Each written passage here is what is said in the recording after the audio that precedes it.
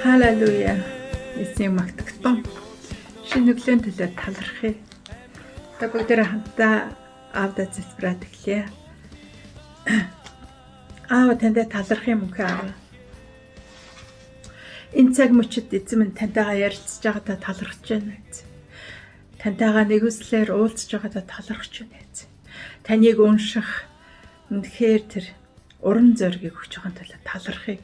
Өнөөдөр сонсож байгаа хүмүүсийн дээр ярьж байгаа миний дээр танаас ирэх үг илчлэл дүүрэн байх болтугай. Эзэн минь таны нэр алдаршихад эзэн минь бид баяр хөөртэй таны үгнээс хүлээн авч таны үгийг хэрэгжүүл суралцахад та биднийг өрөөх болтугай. Энэ бүтээг эзэн Есүсийн нэрээр залбирanгуйлаа. Амен. За бүгдээ бурхны үг болох Тесалоник номынхаа 3 дугаар бүлгийн 16-аас 18-ыг хамтдаа уншъя. Тэгээд сэдв нь болохоор Бурхны амар тайван бидэнд байг. Бурхны амар тайван бидэнд байг. Халелуя. Амар амгалангийн эзэн өөрөө та нарт бүхий л аргаар үргэлж амар амгаланг сойрхог. Эзэн та бүгдтэй хамт байг. Энэ мэдлэгийг Паул би мотрлов. Энэ нь загтал бүр тэмдэг болдог ба би инхүү бичдэг. Бидний эзэн Есүс Христийн нэгүсэл та бүгдтэй хамт байх болтугай. Амен. За Илч Паулын хамгийн гой зүйл болохоор зэрэг мэдлдэг, бас төгсгөлтөө, бас өрөөдөг байна. Тэгээд загтал болгоныхаа төгсөлтөөр дандаа Есүс Христийн нэгүсэл та нартай хамт байг гэдэг. Тэгвэл өнөөдөр энэ төгсөлийн энэ Тесалоник чуулганд бичсэн төгсөлийн загтал дээр загтлынхын төгсгөлд урам өгсөн бас өрөөсөн байгаа. Өрөөлөө үг хамгийн чухал байдаг. Бидний амнаас гаргагдсан өрөөлөө үг заавал тэгэхээр бэлээ олно. Яагаад та бурханд итгэдэг. Бурханы тослогдсон, томилогдсон, Бурханаас үнэхээр эзний сүнсийг агуулж байгаа танд тэр өрөөл гарч байгаа. Таны амнаас өрөөл гарч байгаа тэр ундран бэлээ олдг юм аа. Тиймээс бид бусдыг өрөөдөг нэгэн байцгаая. Мөн эзэн өөрөө амар тайвны бурхан. Түүний амар тайван та нар дээр байг. Тэгээд бүхий л аргаар үргэлж та нартай хамт байг гэж. Паул энийг бүр тодтогч бүхий л аргаар гэж байгаа байхгүй. Тэгэхээр эзэн та бүхэнтэй хамт байг. Энэ айгүй гоё өрөөл байгааз. Эзэн та бүхэнтэй хамт байг. Бүхий л аргаар үргэлж хамт байг. Эзэн амар тайван байг. Халелуя. Энэ гайхалтай өрөөл өнөөдөр бас та бидэнд өгөгдөж байна. Мөн Илч Паул Филиппо хотын цагталтай Филиппо 4:7-д амар тайвныг юу ч тодорхойлсон байх гэхээр энд бичсэн байна. Филиппо 4:7 дээр бүх оюун ухааныг давах Бурхны амар тайван та нарын сэтгэл санаа Христ Есүс дотор хамгаална гэж. Амен.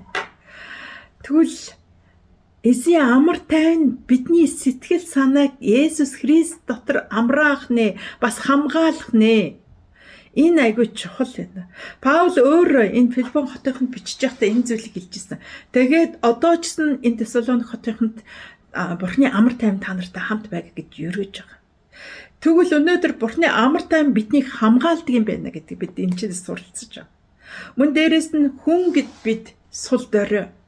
Бид энэ дэлхий дээр амьдарч байгаа учраас заримдаа сэтгэл санааны хямрал, санаа зовлт, тийм үү? Бүхэл зүйл дээр сул байдаг. Харин энэ цаг мөчид Бурхны амар тайвныг хүлээж авах юм бол таны сэтгэл санаа, бодол хамгаалагдах нэ. Тэгвэл өнөөдөр Бурхны амар тайван ямар өрөөл вэ? Бид амар тайван дотор байх ёстой. Яагаад? Бид юунд санаад авах вэ? Бид сонгогдсон, бид дуудагдсан, бид аврагдсан. Юунд санаа зовх вэ? Бид үнэхээр агуу их эзэнтэй аавдаа хэлнэ, аавдаагаа ярина, ааваасаа тусламж гуйна. Энэ л үнэхээр бидэнд амар таймыг өгдөг. Бид өөрөөрөө санаа зовснороо юу ч өчөж чадахгүй. Бид өөртөө үнэхээр өөрийнхөө хүчээр хөдөлмөрлөж юу ч өөрчлөлт авчихгүй. Эзний ёроолыг өөрийн амьдралдаа, эзний амар тайвыг өөр дээрээ тунхалцгаая манайхаа. Амен. Христ итгэгчтэй би уриалж байна. Эзний амар тайвыг өөрийнхөө амьдрал дээр тунхалцгаая. Гэр бүл болгон амар тайван байг. Христийн чуулган болгон амар тайван, итгэгчний бүрийн амар тайван байг гэж тунхалцгаая. Амен. Мөн эцэст нь Паулийн хэлж байгаа үг бас эзэн Есүс Христийн нэгүсэл та бүгдтэй хамт бай гэж хэлж байгаа. Энэ утга бол Христ Есүс өршөөлийг санаараа гэж байна. Христ Есүсийн үн цэнийг санаараа гэж хэлж байгаа байхгүй. Амен. Түүний нэгүсэл агуу бөгөөд түүний нэгүслийг хүлээн авахыг захиж байна. Өнөөдөр бид эзэн Есүс Христийн нэгүслийг үргэлж санаж амьдрах хэрэгтэй юм а. Өнөөдөр та өөрөө бурхан дээр ирсэн юм биш юм а.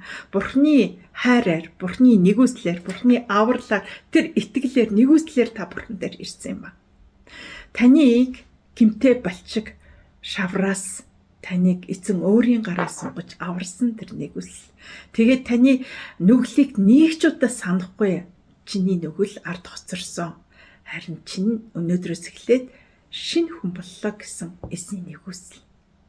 Бурхан бидний гэм нүгэл хийхэд гимшлэр эзэн нэгүсгэж идэг. Өнөөдөр дэлхий дээр үнэхээр эзний нэгүсэлгүй бол нэг ч хүн амьдрахад хэцүү. Тийм учраас одоо энэ цаг мөчид эзний нэгүсэл дотор амьдрч явахдаа таларцгаая. Өнөөдөр энэ дэлхий дээр амьдрч байгаа бидний үед бүгд л гэм нүгэлтэй. Харин эзний нэгүслэр бурхантай ойртож явахдаа талархъя. Эзний нэгүслэр бурхны үйлчлэг хийж явахдаа талархъя. Эзний нэгүслэр амьдарч явахдаа таларцгаая. Халелуя. Амен. Тэгвэл бид нар эзэн Есүс Христийн юу хийсэн тэр үн цэнтэй цусыг үргэлж санаж, эзэн Есүс Христийн бидний нүглийг далдсан тэр хайрыг санаж амьдарч амар тайван дотор эзэн бурхантай үйлчлж амьдарцгаая гэж та бүхнийг уриалж байна. Та бүгдээрээ эзэн бурхантай хамтдаа залбирая. Танда баярлалаа энэ өрөөлөө өгөөтэй өрөөлвэ.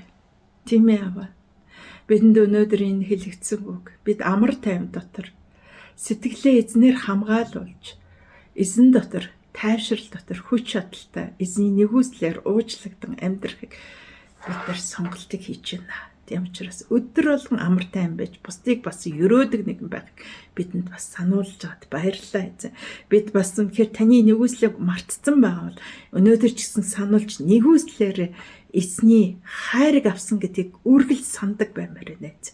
Өөрийн дураар үйлчилж, өөрийн дураар ажиллаж, өөрийн дураар амьдарч, өөрийн махан биений хүслээ гүйцэлдүүлж байгаа энэ цаг мөчид эзний нэгүслийг сануулж өгөөрэй эзэн минь. Үргэлж сануулж өгөөрэй. Есүс чамайг уучлснаа адил чи бас бусдыг уучлал гэдгийг ч бас сануулж өгч байгаа талархъя эзэн. Баярлалаа Есүс. Таны нэгүсэлд эндүү хангалттай өнөөдөр өвчтөөж байсан, өнөөдөр мөнгөгүй байсан ч, өнөөдөр харилцааны хэцүү байдалтай байсан ч, өнөөдөр жаргалтай байсан ч, гонигтай байсан ч эзний нэгүслэр бид аврагдсан учраас аврал дотроо талархаж, аврал дотроо хүчтэй амьдрахыг бидний өрөөх болтугай. Энэ бүгдийг таны хайртай хүү Назар Есүсийн нэрээр залбирanгуйч байна. Амен. Амен. Энэ гайхалтай загтал Паулийн бичсэн загталд үнэхээр өрөөлтэй юм ба. Тэгээ та бүхнийг минь бурхан ивэх болтгойг үгийг хэрэгжүүлж амтарцгаая. Амен.